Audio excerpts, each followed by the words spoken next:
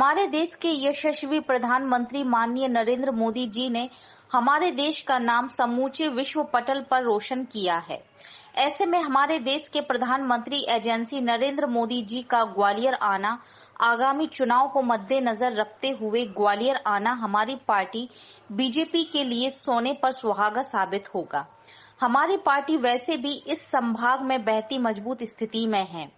अब उनका आना माननीय प्रधानमंत्री जी का यह दौरा इस ग्वालियर चंबल संभाग में 34 सीटों में से कम 30 सीट में एक तरफ जितवा कर देगा।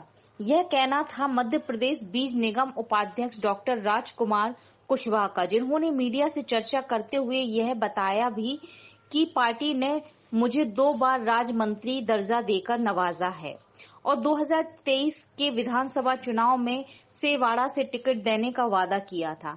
चूंकि अब पार्टी ने सेवाड़ा से ही पूर्व विधायक प्रदीप अग्रवाल को टिकट दे दिया है, तो मैं पार्टी का एक निष्ठावान कार्यकर्ता होने के नाते पूरे तन मन धन से पार्टी के लिए समर्पित रहूंगा और पार्टी के लिए चुनाव में कड़ी मेहनत काम करूंगा और पार्टी को एक तरफ पूरे ग्वालियर चंबल में जितवा कर दूंगा। देखो, वो देश के सबसे सर्वोपरि नेता हैं।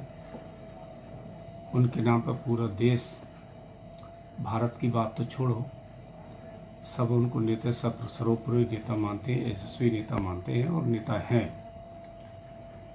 वो देश की धरोहर है। तो ऐसे नेता के नेतृत्व में हम लोग काम कर रहे हैं, बहुत अच्छा लग रहा है। आगामी चुनाव में किस तरह से कार्यकर्ता जोश भरा जाएगा, अगर देखा जाए तो उनका वो तो ऊर्जावान है, यशस्वी है। उनके आते जो शब्द निकलते एक वो उसका मूल नहीं है।